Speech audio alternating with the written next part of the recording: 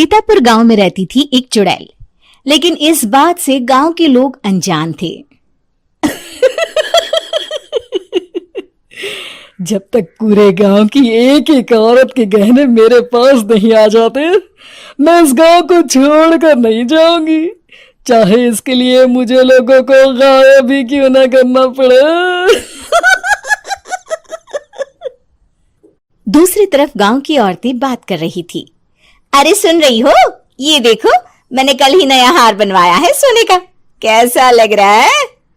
बहुत ही अच्छा है ना, पहले तुम पहनो, फिर शादी में अपनी होने वाली बहू को दे देना। और क्या, सोने चांदी का यही तो फायदा है, जितना पुराना उतना महंगा।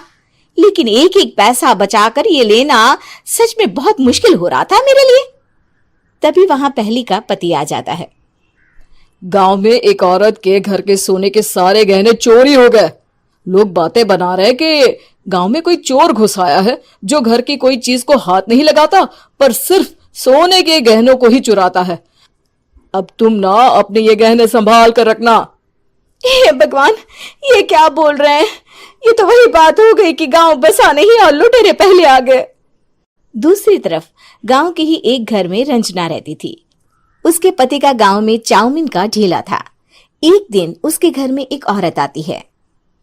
अरे रंजना, तू गांव में नहीं है तो सोचा तुम्हें बता दूं। गांव में बात चल रही है कि गांव में एक चोर घुस आया है जो घरों के सोने के गहने चुरा लेता है। अरे मैं तो सिर्फ ये कान की छोटी सी बाली ही सोने की पहनती हूँ, बाकी गहने तो मैंने गांव के बैंक में लाकर रखे हैं। ये क्या होता है? ना बाबा ना, हमारे गांव की औरतें तो गहने अपने पास ही रखती है। जब कहीं जाना हो तो बस अलमारी से गहने निकालो और पहन लो। दूसरी तरफ एक औरत हाथ में टोटके वाली छोटी सी गुड़िया लेकर घर में चली आती है। अरे कोई है? घर की औरत है क्या?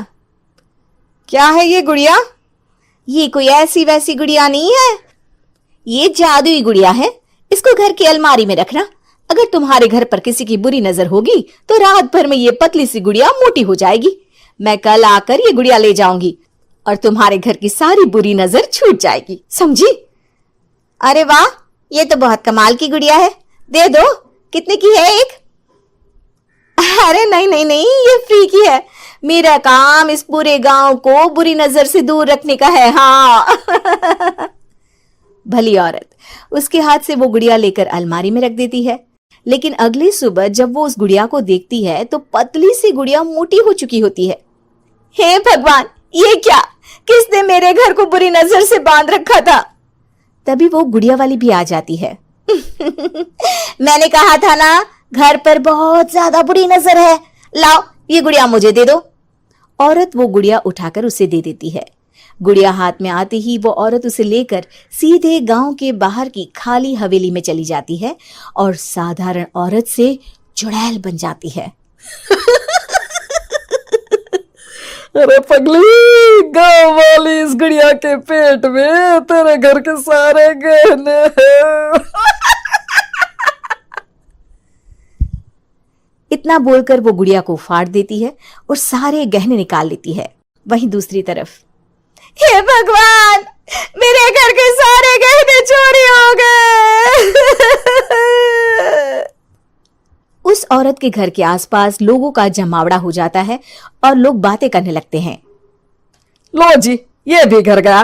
पता नहीं कौन चोर है जो इतनी होशियारी से गहने चुरा लेता है।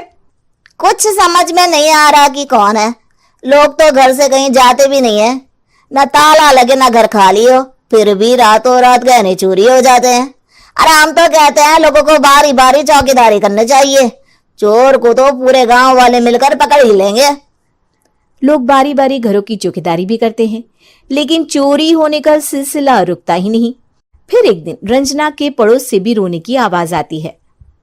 अरे आज ही घर की बुरी नजर उतरी और आज ही सारे गहने भी चोरी हो गए।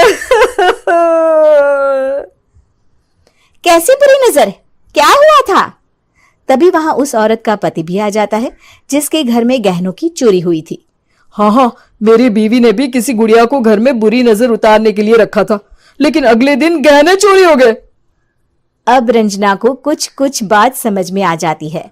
वो गांव वालों से कहती है, देखिए अब आप लोग चिंता ना करें, जल्द ही चोर पकड़ा जाएगा। उस नजर उतारने वाली गुड़िया को आज मेरे घर कोई भेज देना। फिर क्या था, चुड़ैल को लोग रंजना के घर भेजते हैं। पहली बार देखा है कोई खुद लुटने को तैयार बैठा है। तो तू है जिसे घर की बुरी नजर उतारनी है? ये ले गुड़िया, ये सुबह तक मोटी हो गई तो समझो तुमको और तुम्हारे घर वालों को नजर लगी है। हाँ हाँ, मैंने काफी सुना है। तुम ये गुड़िया मेरे घर छोड़ देना। अरे क्यों नहीं, कल सुबह आऊंगी जब गुड़िया तुम्हारे घर की सारी बुरी नजर लेकर मोटी हो जाएगी, ठीक है? अब क्या था, रात को रंजना ने पूरी नजर गुड़िया पर रखी। वो अपने पति और गांव के कुछ लोगों को घर की खिड़की से घर के अंदर नजर रखने को कह देती है, और फिर जो नजारा सब देखते हैं वो हैरान करने वाला होता है। गुड़िया धीरे से अलमारी खोलकर बाहर आती है। अलमारी के सारे गहने लेकर घर में जहां जहां गहने होते हैं वो लेकर अपने मुंह से खा जाती है। वो जितने गहने खाती उतनी ही मोटी हो जाती और फिर अलमारी में बंद हो जाती है। गांव वाले डर के मारे वहीं बेहोश हो जाते हैं। लेकिन सुबह जब वो औरत गुड़िया लेने आती है, रंजना उसका सामना करती है। ये देखो गुड़िया कितनी मोटी हो गई है, लगता है मेरे घर में बहुत लोगों की नजर लगी है। लाला ये गुड़िया मुझे दे दे, अरे बहुत कीमती गुड़िया है ये। तेरे घर की सारी बुरी नजर मैं गांव के बाहर वाली हवेली में फेंक आती हूँ। शाम को फिर लोगों के घर इसे लेकर जाना है ना, इसमें तो मेरी जान बसती है, जान। रंजना गुड़िया को चुड़ैल की तरफ बढ़ा देती है, लेकिन फिर वापस ले लेती है और गुड़िया के हाथ मोड़ देती है। जैसे ही गुड़िया के हाथ मोड़ती है, चुड़ैल का हाथ भी मुड़ जाता है। अच्छा, तो ये वो गुड़िया है जिसमें तुम्हारी जान बसती है। अब सुन चुड़ैल, तेरी सारी हकीकत सबके सामने आ गई है। या तो गांव वालों के गहने लौटा दे, नहीं तो मैं इस गुड़िया की गर्दन मोड़ दूंगी। चुड़ैल डर जाती है। अरे नहीं नहीं, मेरी गुड़िया दे दो, मैं सबके गहने वापस कर दूंगी। ठीक है, अब भी जा और सबके सारे गहने वापस कर। चल निकल यहां से। चुड़ैल सबके गहने लौटाकर रंजना के पास आती है। ला दे मेरी गुड़िया रंजना, इसके अंदर के गहने निकाल ले, लेकिन ये गुड़िया वापस दे दे। लेकिन रंजना जानती थी कि जैसे ही गुड़िया चुड़ैल को देगी उसकी शक्ति वापस आ जाएगी।